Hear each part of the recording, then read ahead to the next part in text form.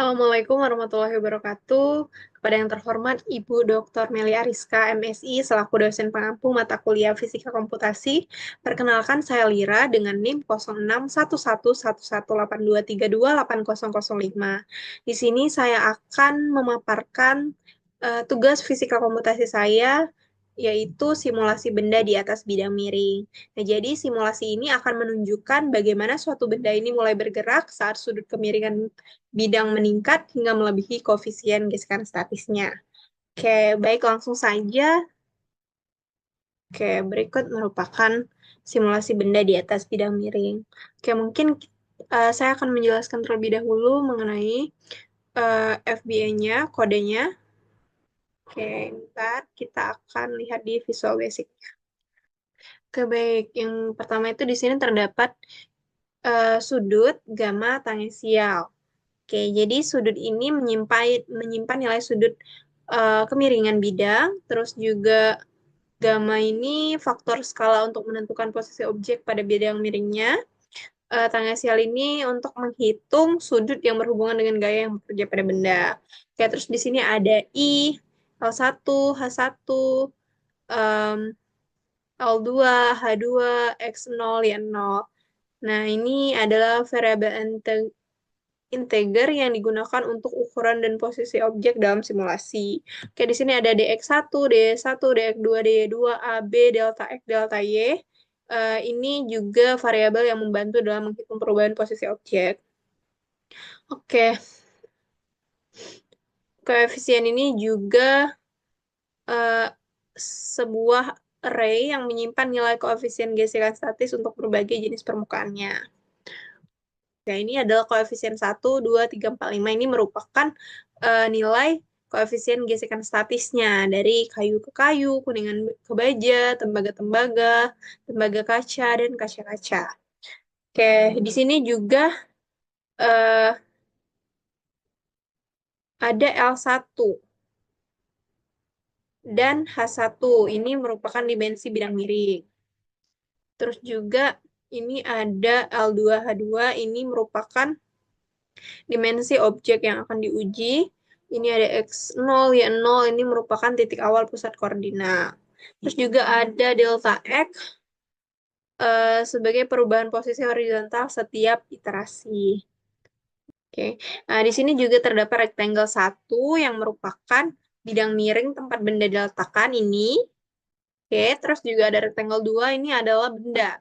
Benda yang akan diuji pergerakannya ya adalah persegi ini dan juga ada oval yaitu titik poros. Oke, jadi untuk rectangle 1 ini terdapat L1 dan H1. Terus juga rectangle 2 ini terdapat L2 dan H2, ini panjang dan tinggi. Terus juga pada oval 3 ini terdapat titik referensi yang digunakan untuk membantu perhitungan rotasi dan posisi awal dari benda. Oke, yang ini yang sama dengan 20 ini. Nah, kalau untuk X0 dan Y0 ini, dia setiap bentuk ini berdasarkan titik pusat dari X0 dan Y0 ini. Dan juga ditempatkan 10 piksel ke kiri dan ke atas. Oke, untuk di rectangle 1 ini, dia bidang miring. Dan diposisikan X0, Y0. Dan pada rectangle 2 ini, ditempatkan posisi yang dihitung berdasarkan skala gamma. Oke, berikut untuk ini, I sama dengan 0, do sama sudut min 1. Dengan I sama dengan 0 ini merupakan loop yang bertujuan untuk meningkatkan sudut kemiringan. Sedikit demi sedikit. Terus juga sudut negatif ini digunakan untuk mensimulasikan kemiringan ke arah kanan. Nah, untuk DX1, DY1 itu perubahan posisi akibat rotasi. Nah, nanti ini Dihitung dengan rumus seperti ini. Oke. Dan DY2 ini perubahan posisi akibat rotasi. Oh ya, perbedaannya, kalau untuk dx1, dy1 ini menggunakan sinus, kosinus. Ya. Terus lanjut untuk ini, rotasi ke rectangle 1 dan rectangle 2 ini, sudut kemiringannya ini akan bertambah seiring dengan iterasi dulu. Do event yang ini, kayak dia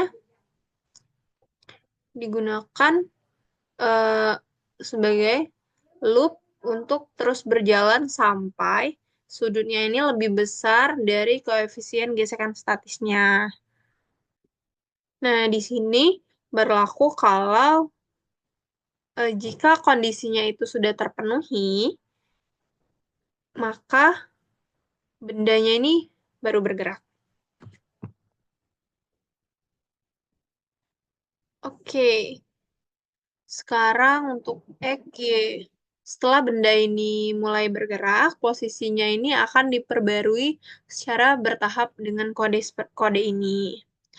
Dan juga gerakan ini diatur menggunakan delta X, dan delta Y berdasarkan sudutnya.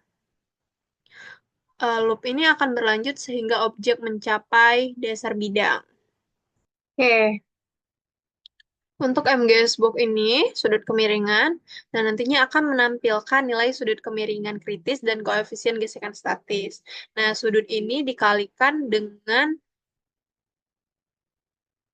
min 1, min 1 untuk menampilkan hasil positif. Untuk subtunggu ini nantinya akan memberikan jeda waktu antar iterasi. Nah, fungsinya agar animasi ini tampak halus dan juga digunakan do events agar program tetap responsif.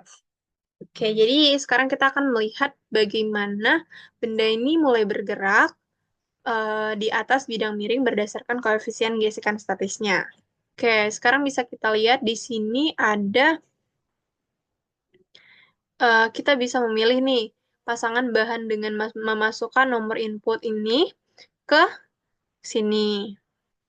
Oke, ini terdapat kayu. Dengan kayu ini 1, kuningan dengan baja 2, tembaga dengan tembaga 3, tembaga kaca 4, dan kaca ini 5. Oke, mungkin langsung saja kita pilih nomor 2 kali ya, yaitu kuningan dengan baja. Sekarang kita mulai simulasinya. Nah, perhatikan bagaimana bidang miring ini bertambah secara perlahan. Oke, semakin dia bertambah, maka sudutnya ini otomatis semakin bertambah. Nah, benda ini akan tetap diam nih, teman-teman, karena gaya gesekan ini masih lebih besar daripada gaya tangensialnya. Oke, apabila dia sudutnya sudah cukup atau sudah cukup suram, nah gesekan ini tidak bisa menahan benda lagi. Nah, makanya benda akan bergerak ke bawah. Oke. Hal ini juga karena gaya gravitasi ini mengatasi gaya gesekan statisnya. Hal ini berdasarkan dengan perhitungan benda ini mulai bergerak nih dengan sudut kemiringan 31 derajat dengan koefisien gesekan statisnya ini 0,6. Oke, mungkin kita coba lagi ke nomor 5 kali ya. Oke, di sini juga berlaku hal yang sama. Jadi dia akan naik, bendanya akan diam dulu. Setelah dia mencapai cukup curam,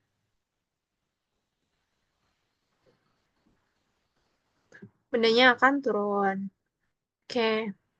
Nah, jadi di sini berdasarkan perhitungannya ini benda akan mulai bergerak pada sudut kemiringannya 27 derajat dan koefisien gesekan statisnya 0,51.